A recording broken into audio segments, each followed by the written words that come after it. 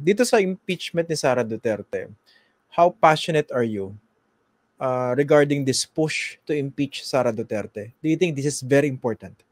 Yeah, it is sabay. I mean, parang level yan. Sara and pananagutin si President Marcos, not only in being a stumbling block ng impeachment, kundi pati sa 2025 budget, no, na pinirmahan niya. Apo. Specifically sa impeachment, bakit sa tingin niyo dapat ma-impeach si Sara Duterte? Yung siyempre, yung clergy namin, si katulad ni Father Reyes, no? At si Father isa pari pa, no? Sila mismo nang pumirma sa tatlong impeachment complaint, pumirma sila sa pinakauna nga, in fact, no? So din siya. I mean, nasa steering committee rin siya na kwan. So, inadapt na namin yon, no? Dahil nakasaad dun yung bakit doon sa impeachment complaint na final nila with former Senator Laila De Lima, sina Father Robert Reyes, yung first impeachment. So sinusuportahan din namin yon. Opo. Malino naman yung reason sila, Father Pero Robert. Kaya nga, yung kayo po, ano yung reason nyo? Kung kayo personally, ano po yung reason nyo? Bakit kailangan ma-impeach si Sara Duterte? Yeah. Ang reason ko is ang Vice President na may ganyan yung kanyang actuation ay hindi maganda para sa ating bayan, no? Na hindi maka-explain nung kaya nga ako nag-resign sa DICT dahil sa hindi ma-explain yung confidential fund eh. So talagang ang heart ko ay very particular ako sa mga ganyan paggasto ng mga pera ng bayan, no? Na balik na walang halos explanation. Kay confidential man yan, ay dapat makikita mo yung result. Ganyan kami sa no? Confidential Intelligence Fund.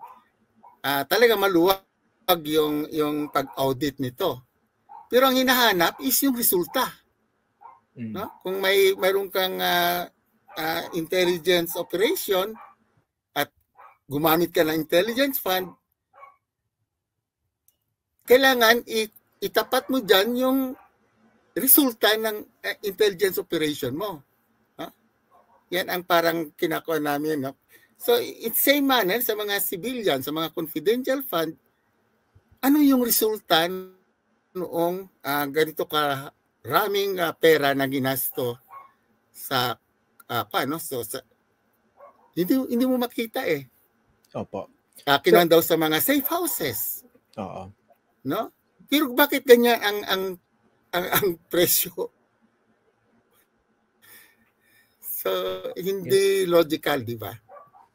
Okay. Pero nung namomonitor niyo yung mga balita, lumalabas patungkol niya sa safe houses, yung pagpapatayo ng sangkatutak na satellite offices, yung mahal na renta, yung confidential funds na hindi maipaliwanag kung paano na-liquidate, may mga Mary Grace Piatos. Ano yung nararamdaman nyo nung minomonitor nyo yan? Were you also outraged, aghast, or scandalized like many of the people?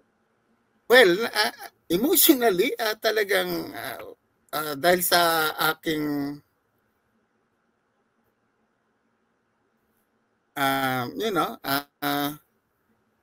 in fact, that's the main reason why I resigned from ang isang talagang gusto namin makita itong binigay na pera sa dalawang military na part ng security ni Vice President, no? Wala na, nahinto, hindi na tinanong kung saan nila binigay yon at kwan. deliberately hininto na nila yung investigasyon niyan. So parang hanging, no?